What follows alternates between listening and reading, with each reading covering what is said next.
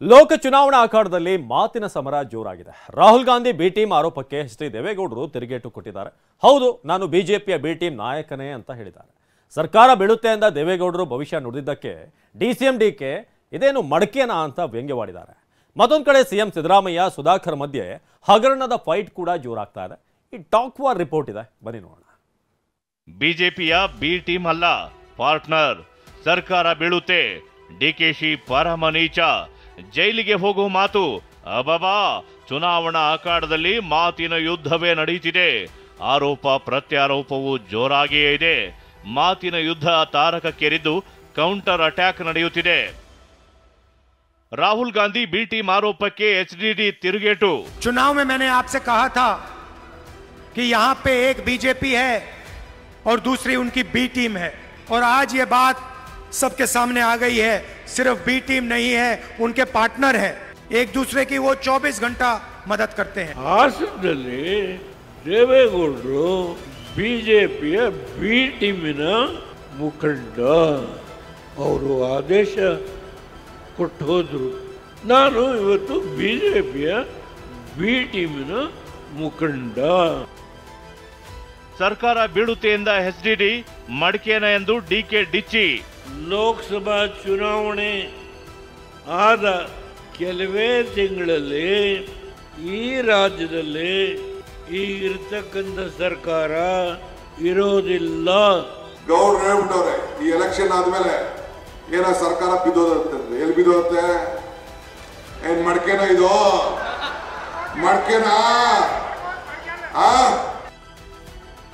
ಡಿಕೆಯನ್ನ ಪರಮ ನೀಚೆ ಎಂದ ಮಾಜಿ ಸಿಎಂ ಕುಮಾರಸ್ವಾಮಿ.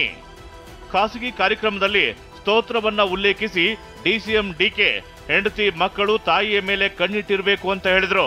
ಇದೇ ಮಾತಿಗೆ ಡಿಕೆಶಿಯನ್ನ ಕುಮಾರಸ್ವಾಮಿ ಪರಮ ನೀಚ ಅಂದಿದ್ದಾರೆ. ಗೃಹೇ ಸಿತಾಪಿ ಪರೀಕ್ಷಣೀಯ ಅಂದ್ರೆ ನಿನ್ನ ಮನೆಯಲ್ಲಿ ನಿನ್ನ ತಾಯಿ ಆಗಿರ್ಬೋದು, ನಿನ್ನ ಹೆಂಡತಿ ಆಗಿರ್ಬೋದು, ನಿನ್ನ ಮಕ್ಕಳಾಗಿರ್ಬೋದು, 3 ಜನಕ್ಕೂ ಯೌವನ ಇದ್ದರೆ ಒಂದು ಕಣ್ಣು ಇಟ್ಟಿರಬೇಕು ಅಂತ. ನಿನ್ನ ತಾಯಿ ಮೇಲಾಗ್ಲಿ, ನಿನ್ನ ಹೆಂಡತಿ ಮೇಲಾಗ್ಲಿ, ನಿನ್ನ ಮಗಳ ಮೇಲಾಗ್ಲಿ, ನನ್ನ ತಾಯಿ ಅನ್ನಕ್ಕೆ ಹೋಗ್ಬೇಡ. ನೀನು ನನ್ನ ಮಗಳು ಎಲ್ಲೋಗ್ತಾಳೆ ಅನ್ನಕ್ಕೆ ಹೋಗ್ಬೇಡ. ಎಲ್ಲಿ ನಿನ್ನ ಹೆಂಡತಿ ಎಲ್ಲೋಗ್ತಾಳೆ ಅಂತ. ಅವಳು ಮನೆ ಬಿಟ್ಟು ಮನೆಗೆ ಹೋಗಿ ವಾಪಸ್ ಬರೋರು ಕೂಡ ನಿನ್ನ ಕಣ್ಣು, ನಿನ್ನ ಪ್ರಜ್ಞೆ ಆ 3 ಜನದ ಮೇಲೂ ಇರಬೇಕು. ಆಗ ಮಾತ್ರ ವಿದ್ಯೆ, ರಾಜ್ಯ, ಈ ಹೆಣ್ಣು, ಈ 3 ಮೇಲೂ ಕೂಡ ನಿಂದು ಸಂಪೂರ್ಣವಾಗಿ ನಿನ್ನ ನಿಯಂತ್ರಣ ಇರಬೇಕು, ಕಣ್ಣಿರಬೇಕು. ಆಗ ಮಾತ್ರ ನೀನು ನಿನ್ನ ಯಶಸ್ಸನ್ನು ಕಾಣ್ಲಿಕ್ಕೆ ಸಾಧ್ಯ. ತಾಯಿ ಯೌವನದಲ್ಲಿದ್ದಾಗ ಅಂಥ ತಾಯಿ ಮೇಲೂ ಕಣ್ಣಿಡಬೇಕು. ಬೆಳಗ್ಗೆ ಮನೆ ಬಿಟ್ಟು ಹೋದರೆ ರಾತ್ರಿ ಮನೆಗೆ ಬರೋದ್ರಲ್ಲಿ ಅವ್ರು ಏನೇನು ಮಾಡಿರ್ತಾರೆ ಅಂತ ಹೇಳಿ ಕಣ್ಣಿಡಬೇಕು ಅಂತ ಹೇಳಿರ್ತಕ್ಕಂಥ ಅಂಥ ಪರಮನೀಚ. ಎತ್ತು ತಾಯಿನೂ ಡೌಟ್ ಪಟ್ಕೊಂಡು ನೋಡಬೇಕು ಅಂತ ಹೇಳಿ ಅಂತ ನೀಚನ ಬಗ್ಗೆ ನಾನು ಚರ್ಚೆ ಮಾಡಲ್ಲ. ನಡೀರಿ. ಕೋವಿಡ್ ಹಗರಣದಲ್ಲಿ ಜೈಲಿಗೆ ಹೋಗ್ತಾರೆ ಎಂದಿದ್ದ ಸಿಎಂ ಸಿದ್ದರಾಮಯ್ಯ ವಿರುದ್ಧ ಡಾಕ್ಟರ್ ಕೆ ಸುಧಾಕರ್ ಕಿಡಿಕಾರಿದ್ದಾರೆ.